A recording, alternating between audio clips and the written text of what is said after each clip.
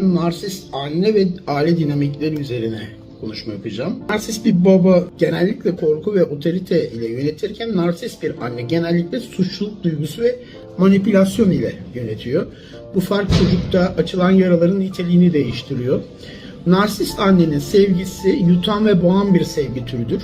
Çocuğun bireyselleşmesine izin vermez. Çocuğuna davranış biçimini veren temel tutumları ise çocuğu kendisinin bir uzantısı olarak görmek birincisi.